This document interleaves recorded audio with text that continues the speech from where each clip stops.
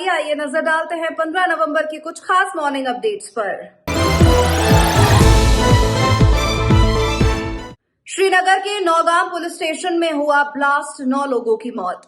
श्रीनगर के नौगांव में स्थित पुलिस स्टेशन में हुए ब्लास्ट ने पूरे जम्मू कश्मीर को दहशत में डाल दिया है। धमाका इतना शक्तिशाली था कि इसकी आवाज कई किलोमीटर दूर तक सुनाई दी और पुलिस स्टेशन का बड़ा हिस्सा मलबे में तब्दील हो गया। इस हादसे में अब तक 9 लोगों की मौत हुई है और 27 लोग घायल हैं। कई लापता लोगों की तलाश जारी है। घटना के पीछे 2 संभावित वजह सामने आ रही है। इनमें अमोनियम नाइट्रेट की मिसहैंडलिंग या आतंकी साजिश को लेकर जांच की जा रही है। बिहार में महागठबंधन की करारी हार, राहुल गांधी को दी गई नसीहत। बिहार चुनाव में महागठबंधन की करारी हार के बाद भाजपा अध्यक्ष दिलीप जायसवाल ने कहा, राहुल गांधी को अपनी अंतरात्मा में झांकना चाहिए। ये देश उन लोगों को कभी स्वीकार नहीं करेगा जो राष्ट्र के लिए नहीं बोलते हैं। राहुल गांधी अभी परिपक्व नहीं हुए हैं, उनकी बातों में कोई गंभीरता नहीं है। अगर बिहार चुनाव में विपक्ष की नाव डूबी है तो इसमें राहुल गांधी एक कारक हैं। मैं छोटी मुंह बड़ी बात बोल रहा हूं। राहुल गांधी को तो बहुत बड़ा अवसर मिला है कि इस देश के विपक्ष के नेता हैं, लेकिन राहुल गांधी जी, आप अपने अंतरात्मा को झांकिए। आप जब तक इस देश के आम जनता को यह साबित नहीं कर देंगे कि आप आतंकवाद का विरोध करते हैं, आप देश विरोधी ताकत का विरोध करते हैं, आप उग्रवाद का विरोध करते हैं, राहुल गांधी इस देश के आम मतदाता के दिल में तब तक नहीं जाएगा जब तक वो खुलकर राष्ट्रवाद की बात नहीं करे। जो राष्ट्र का बात नहीं करेगा उसको कभी भी ये देश स्वीकार नहीं करेगी। दूसरा कि राहुल गांधी अभी तक मैच्योर्ड नहीं हो पाए। 57 साल तक उनको मौका लगा कि आपके बात में गंभीरता नहीं है। आप संविधान की बात करते हैं।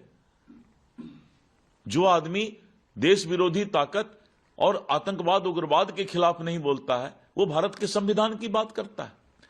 और मैं तो एक ही लाइन कहूंगा कि बिहार का चुनाव में अगर विपक्ष का नाव डूबा है उसका सिर्फ एक फैक्टर है, वो है राहुल गांधी। बीजेपी ने कहा, बिहार के नतीजों से डरी हुई है टीएमसी। भाजपा नेता दिलीप घोष ने कहा, बिहार के नतीजों से टीएमसी डरी हुई है, वरना जहां भाजपा कार्यकर्ता मिठाई बांट रहे हैं और जश्न मना रहे हैं वहां हमला क्यों कर रहे हैं। अगर कोई जीता है तो उससे जश्न मनाने दो। प्रधानमंत्री मोदी ने संकेत दिया है और ये होने वाला है। अब बंगाल की बारी है, यहां बदलाव जरूरी है। बिल्कुल टीएमसी डरा हुआ है बिहार का रिजल्ट से। नहीं तो जहां जहां बीजेपी के कार्यकर्ता मिठाई बांट रहे हैं, खुशी मना रहे, वहां अटैक क्यों कर रहे हैं। जीता है कोई तो उसको खुशी मनाने दिया जाए। ये नहीं कि यहाँ कोई भी कुछ करेगा तो उसको आंख दिखाया जाएगा, उससे मारपीट किया जाएगा। इससे पता चलता है टीएमसी पूरा डरा हुआ है। बिहार बंगाल अलग है बोल रहा है टीएमसी। नहीं, ये लोग तो बंगाल को भारत से भी अलग समझते हैं, लेकिन ऐसा नहीं है। बिहार बंगाल सब भारत के अंदर ही है। परिवर्तन होता है तो सब में उसका असर पड़ता है और बिहार का असर बंगाल में है। कोलकाता में इलेक्ट्रॉनिक गोदाम में लगी भीषण आग, 20 गाड़ियां और 9 जेट मौके पर पहुंची। कोलकाता के एजरा स्ट्रीट स्थित इलेक्ट्रॉनिक गोदाम में भीषण आग लग गई। पश्चिम बंगाल अग्निशमन और आपातकालीन सेवाओं के डीजी रणवीर कुमार ने कहा, स्थिति नियंत्रण में है। चूंकि अंदर बिजली और इलेक्ट्रॉनिक सामान है इसलिए धुआं बहुत ज्यादा हुआ है। 20 दमकल गाड़ियां 9 जेट के साथ यहां काम कर रही हैं। यहां किसी के हताहत होने की कोई खबर नहीं है।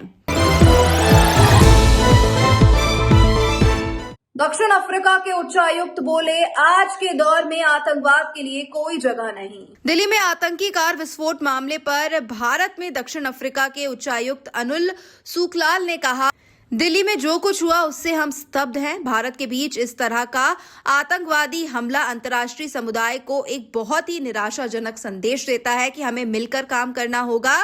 आज के समय में किसी भी स्तर पर आतंकवाद के लिए कोई जगह नहीं है। आतंकवाद चाहे वो किसी भी रूप में हो और कहीं भी हो, उसकी निंदा की जानी चाहिए और हमें इस धरती से आतंकवाद को पूरी तरह से मिटाने के लिए मिलकर काम करना होगा।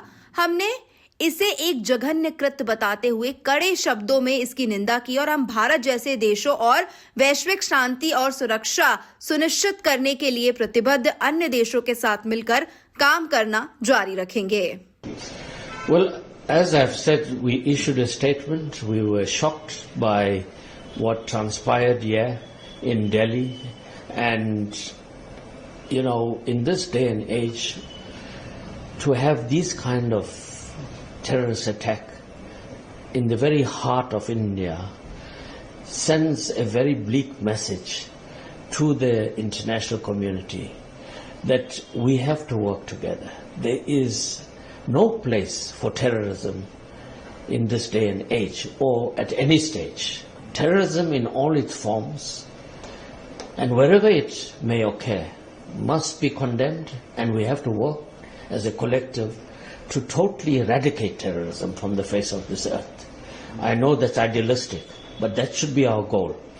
In fighting terrorism and these extremist ideologies that comes to undermine the peace and security and take away the lives of innocent civilians. And as South Africa, we have condemned this as a heinous act in the strongest terms, and we will continue to work with countries like India and other countries that are committed to ensuring global peace and security. It doesn't matter if a terrorist attack happens in Delhi. The resonance of that is global.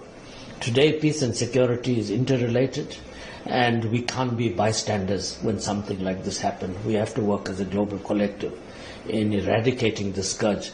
Morning update में फिलहाल इतना ही। मुझे दीजिए इजाजत। नमस्कार।